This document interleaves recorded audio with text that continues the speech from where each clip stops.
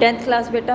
1815 में जब नेपोलियन हार गया था तो कंजर्वेटिव्स मान रहे थे कि स्टेट सोसाइटी में कुछ रिलेशन एस्टेब्लिश होना चाहिए।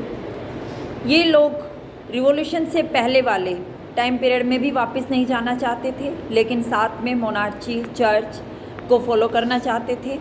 कुछ चीज़ें नई जैसे मॉडर्नाइजेशन, साथ में एफिशिएंट मिलिट्री, एफिशिएंट ब्यूरोक्रेसी और फ्यूडलिज़म ये चाहते थे, लेकिन जो सर्फडम है उसका एबोलिशन चाहते थे। तो इस तरह से कुछ ऑटोक्रेसी मोनार्ची को ख़त्म करना भी चाहते थे और साथ में कुछ ऐसी चीज़ें कि जिससे वो बना रहे, मिली जुली चीज़ इसमें वो देख रहे थे। अब 1815 में ब्रिटेन, रशिया, प्रशा और ऑस्ट्रिया जैसी शक्तियों ने यूरोपीय शक्तियों ने नेपोलियन को हराया था। इसके बाद इन्होंने एक ट्रीटी की जो कि वियना में हुई। इस ट्रीटी में कांग्रेस की जो होस्टिंग है, मेज़बानी है ऑस्ट्रिया के चांसलर ड्यूक मैट्रिक ने की। इसमें रिप्रेजेंटेटिव्स ने 1815 में जो ट्रीटी ऑफ वियना तैयार की, उसके कुछ एम्स थे। वो क्या थे कि वो सारे के सारे चेंजेस को ख़त्म करना है जो नेपोलियन वार के टाइम में हुए।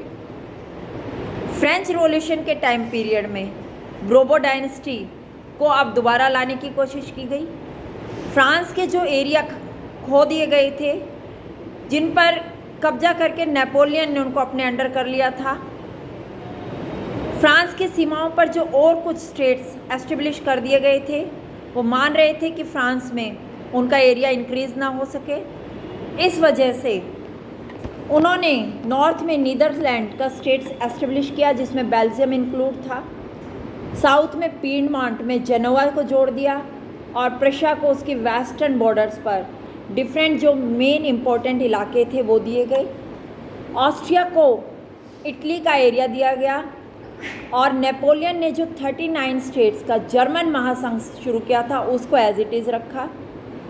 ईस्ट में रूस को पोलैंड दिया गया, जबकि प्रशा को सैक्सनी का एक हिस्सा प्रदान किया गया। इस सब का मेन एम था मोनार्ची को दोबारा वापस लाना, जिसको नेपोलियन ने ख़त्म कर दिया था। साथ में यूरोप में एक न्यू कंजर्वेटिव सिस्टम को एस्टेब्लिश करना।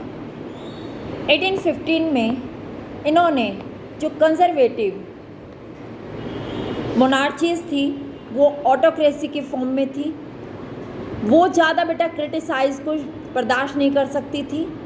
अब उन्होंने उन एक्टिविटीज़ को सप्रेस करने की कोशिश की जो मोनार्च गवर्नमेंट की लेजिटिमेटी पर क्वेश्चन मार्क लगाती थी। ज़्यादातर गवर्नमेंट्स ने सेंसरशिप के लॉ बनाए, जिनका मेन एम था न्यूज़पेपर्स, बुक्स और प्लेज में जो भी चीज़ें बताई जा रही हैं उनको कंट्रोल करना, जिनसे फ्रेंच रिवॉल्यूशन से जो लिंक्ड आइडिया थे लिबर्टी का, वो सब चीज़ें जिनसे शो होती थी उन सबको ख़त्म करने की कोशिश की। लेकिन फिर भी फ्रेंच की जो रिवॉल्यूशनरी रिमेम्बरेंस थी वो लिबरल्स के लिए इंस्पायरेशन का सोर्स बनी हुई थी। न्यू जो कंजर्वेटिव सिस्टम था उनको ये लिबरल्स क्रिटिसाइज़ कर रहे थे और उनका मेन एम था फ्रीडम ऑफ प्रेस। तो बेटा इसमें कुछ पिक्चर भी दिखाया गया है, जैसे ये चित्र दिखाए गए हैं। इसमें दिखाया जा रहा है कि डिफरेंट टाइप्स की जो ऑर्गेनाइजेशंस बनी हुई हैं उनमें क्या डिस्कशंस होते हैं। साथ में इसमें जो यूरोप का मैप आपको स्टार्टिंग में दिया गया है, उसमें जो हमने स्टेट्स डिफरेंट एरियाज़ पे बार बार जगहों के नाम बोले हैं वो एरिया दिखाए गए हैं बेटा। ये अलग अलग क्षेत्रों को इस वियना ट्रीटी में अलग अलग एरिया डिस्ट्रीब्यूट कर दिए गए थे। इसमें सारे आपको यहाँ पर एरिया दिखाए गए हैं। ऑस्ट्रिया है, हंगरी है, प्रशा है, नीदरलैंड्स, फ्रांस, स्पेन, अल्जीरिया। तो इसके बेस पे बेटा हम इस क्वेश्चन को क्लियर कर सकते हैं। साइप्रस, सीरिया, सारे बेटा दिखाए गए हैं यहाँ पर। और इस तरह से हम जो कंजर्वेटिव्स हैं उनके आइडियाज़ पर फोकस करते हैं कि मेन इनका फोकस था कि मोनार्ची हो लेकिन कुछ फ्रीडम के साथ। कुछ जो है मॉडर्निटी को अडॉप्ट करें, आधुनिक राजतंत्र का इनका मेन एम था।